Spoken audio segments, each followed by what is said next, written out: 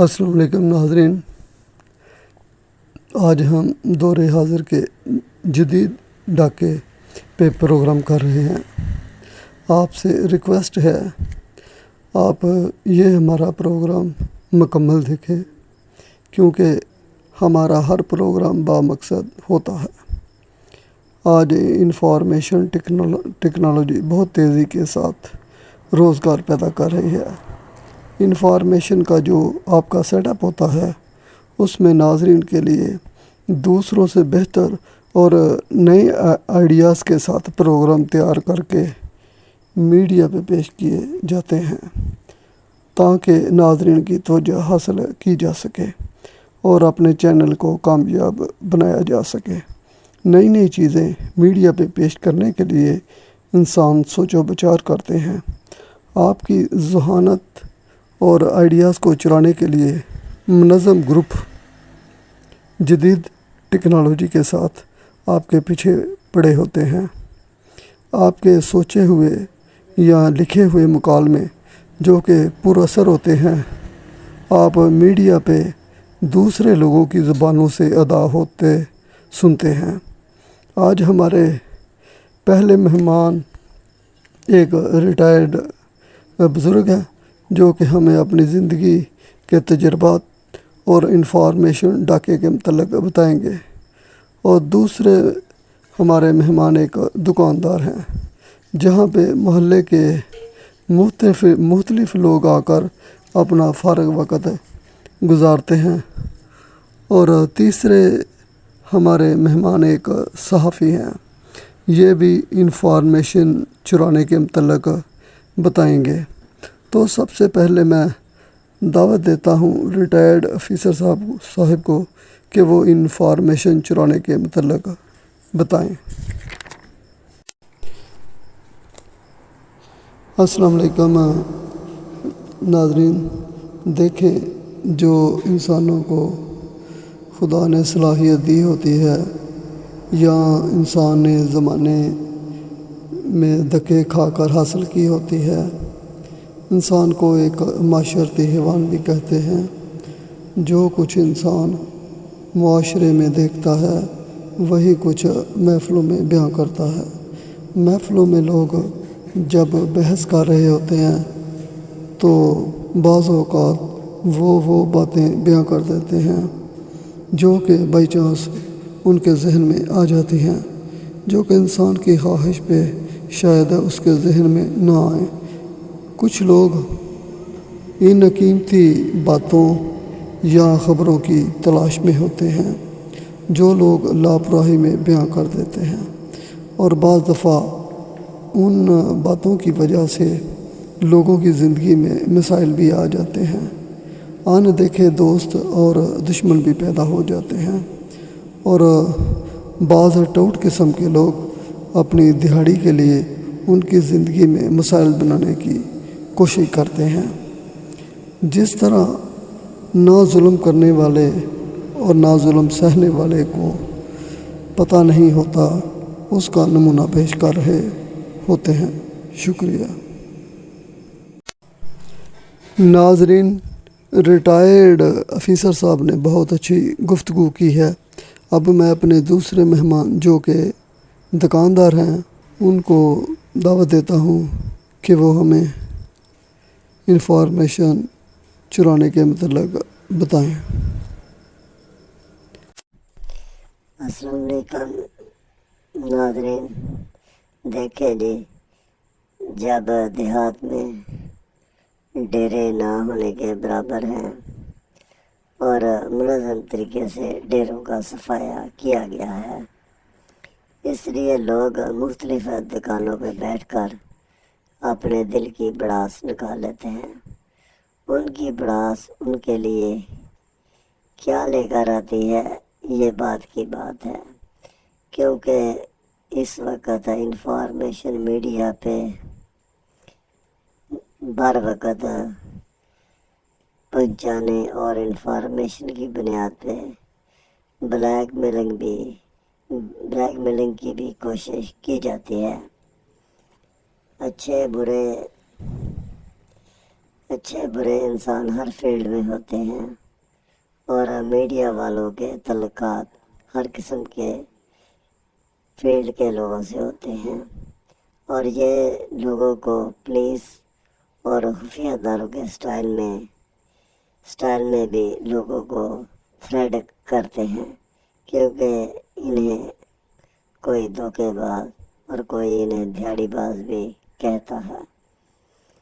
جس بندے کو یہ دھمکا رہے ہوتے ہیں، اگر وہ بھی تعلقات والا ہو تو یہ خاموشی کے ساتھ چھو منتر ہو جاتے ہیں۔ انفارمیشن چرانا بہت بڑا جرم ہے، پبلک اس سے واقف نہیں ہے۔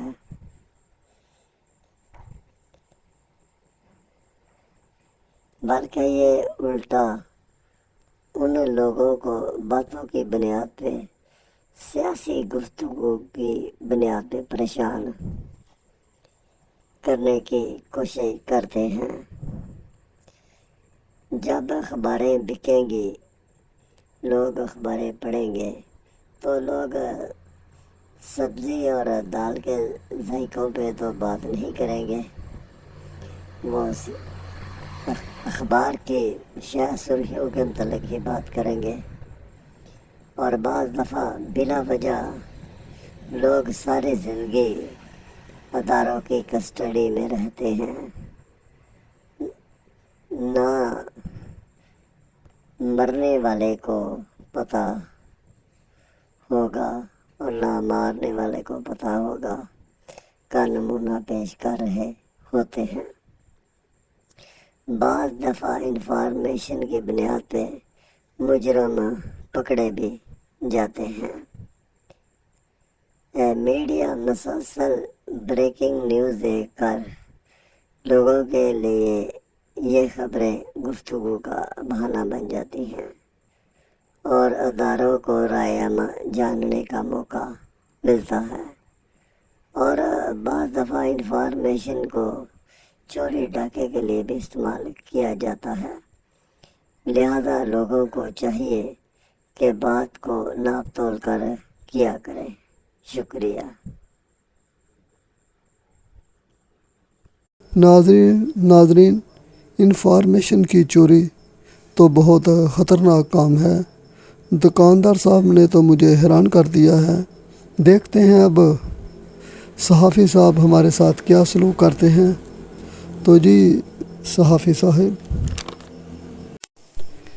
السلام علیکم۔ دیکھیں، صحافت کوئی معمولی کام تو نہیں۔ معاشرے کی اچھائی برائی کو سکرین پہ پیش کر دینا۔ لکھاری حضرات اکثر یہ محسوس کریں گے کہ ان کا ذہن کوئی پڑھ رہا ہے، جیسے ان کی سوچ بھی آزاد نہیں، کوئی سوچ بھی پڑھ رہا ہے۔ شعور لاشعور میں بحث بھی ہو رہی ہوتی ہے، اور جیسے کوئی اس سے ہم کلام بھی ہوتا ہے۔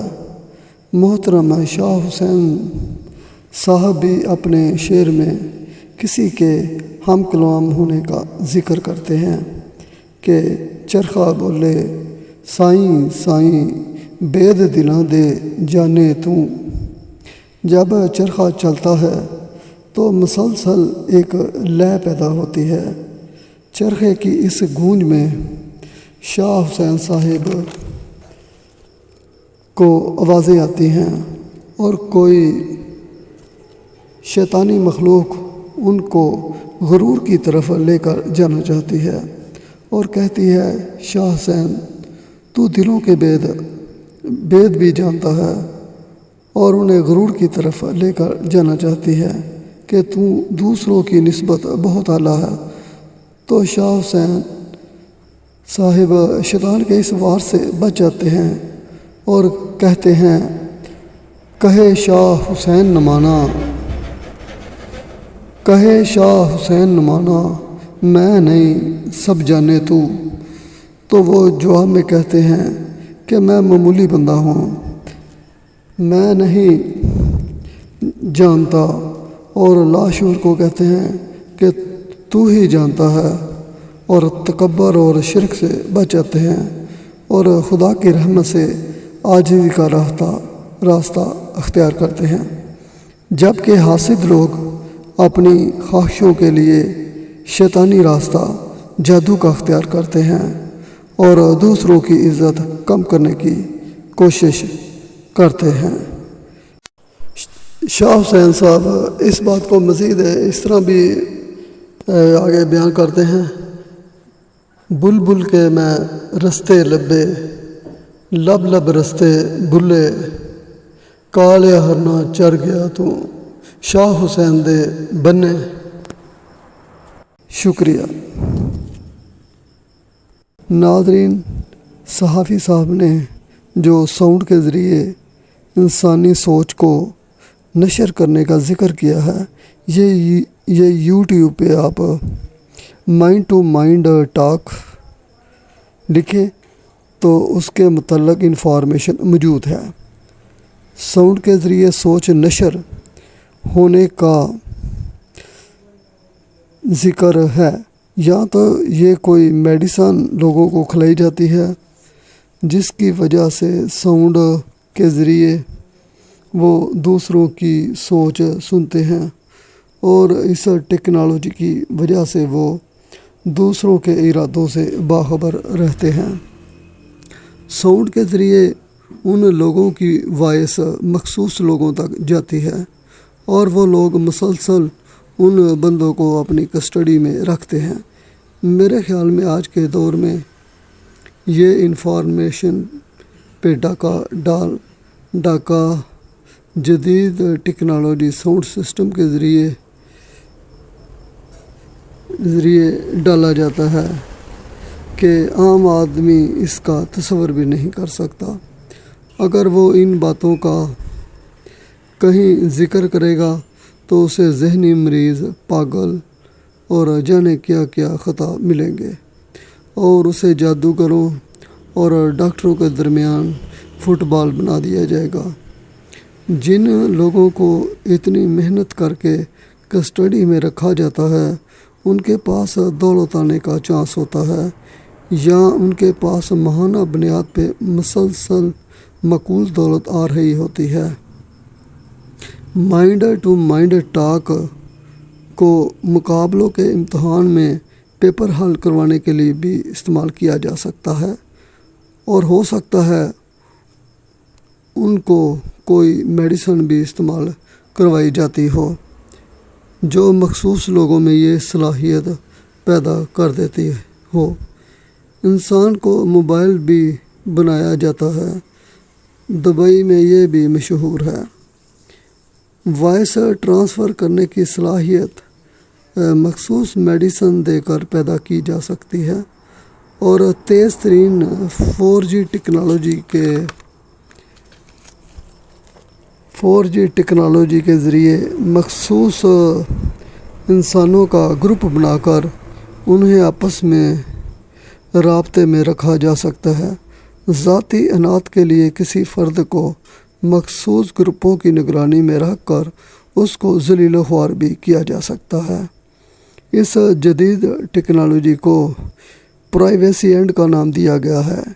یہ ٹیکنالوجی ان لوگوں پہ استعمال کرتے ہیں جن کو یہ معاشرتی مجبوریوں کی وجہ سے شدید ذہنی دباؤ میں محسوس کرتے ہیں، ان کو یہ مردہ تصور کرتے ہیں، اور گدھوں کی طرح یہ ان پہ حملہ آور ہو جاتے ہیں، اور اگر وہ لوگ ان کے وار سے بچ بھی جائیں تو یہ ڈھیٹ اور بغیرت انسانوں کی طرح انتظار کرتے رہتے ہیں اور انسان کی بے بسی کا تماشا دیکھتے رہتے ہیں۔ انتظامیہ ان لوگوں کو ذہنی طور پہ مشکوک سمجھتی رہتی ہے۔ ہم 14 اگست کے موقع پہ عوام کو یہ گواہی دے رہے ہیں کہ انفارمیشن چوری کی بنیاد پہ انسانوں کے لیے ہزاروں قسم کے مسائل پیدا کیے جا سکتے ہیں، اور گورنمنٹ آف پاکستان نے بھی سائبر کرائم کے حوالے سے قوانین بنا رکھے ہیں جن میں سزائیں بھی ہیں اور جرمانے بھی ہیں۔ नाजरीन, इतना भी परेशान होने की ज़रूरत नहीं। बात को सीरियस करते हुए मैं इख्तिताम की तरफ लेकर जा रहा हूँ। हमारी तरफ से आपको जदीद टेक्नोलॉजी, प्राइवेसी एंड के मुतल्लिक़ आगाही मुबारक हो। फिर मिलेंगे किसी नए टॉपिक के साथ। शुक्रिया।